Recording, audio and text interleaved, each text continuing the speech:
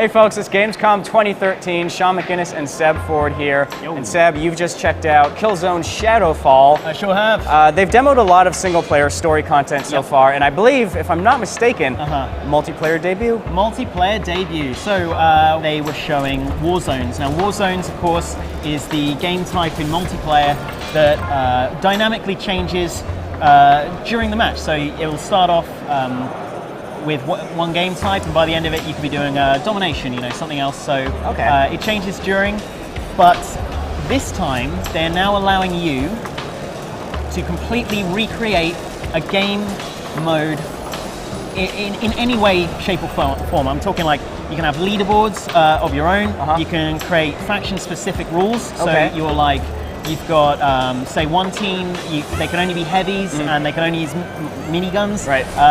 The other team, they're scouts and they can only use knives. Right. Okay. And then set them head to head. Then you can check all the game rules, friendly fire on and off, all that kind of stuff. You set that up and then it's instantly available to the whole community. The idea is you don't have to go, I quite like this, I'll share it. Right. Everyone can play it, anyone can take it on. The devs are going to be looking at it the whole time, going like, that's a cool one, give it some promo. Right, yeah. The idea being that they wanted the community, they were very much saying they wanted the community to develop the kind of multiplayer experience they wanted. Really? But it was good, and it plays well. How does it feel? Because previous Killzone games kind of had that heavy, weighty feel to them. Exactly that. Really? That's the first thing I was thinking when I picked it up. I was playing on a PS4, and it's lumbering. Like, I think that's especially for people who might be used to, say, like Call of Duty, it's super nippy, fast. It's still plenty of chaos there, but it is sluggish and lumbering in a way that works for the game itself. Okay.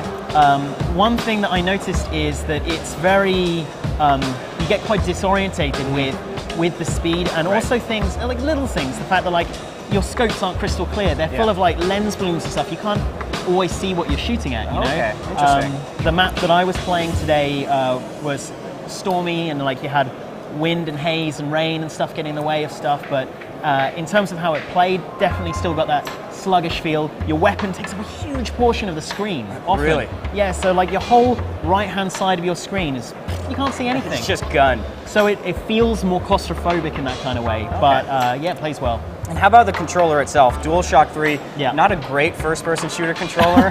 How are those triggers? So the triggers, when I first picked it up, the first thing I did was hurl a grenade, because I was ready to press R1, send some bullets down. They swapped them around. Wasn't immediately intuitive. I'll be honest. I felt like it should still be that way around. Yeah. But the guys say you can swap that. If you prefer the old style DualShock 3 method, that works. The bit that really made the difference, the grip is stronger, the thumbsticks are lower, and of course you have a much greater level of resistance on the thumbsticks. Right, they're not all mushy. It used to be so floaty, now and the precision is much better. Like it's right there. Awesome.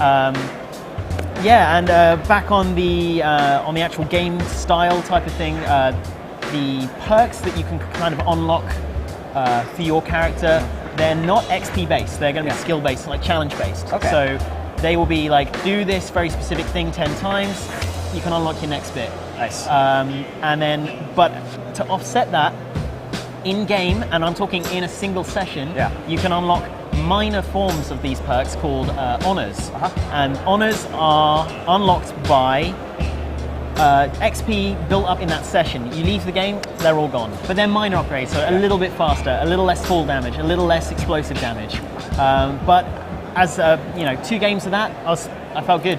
Awesome. Felt good. All right. Well, if you guys want to feel good, make sure to check out the rest of our Gamescom coverage, which you can do here on GameSpot.com all throughout the week.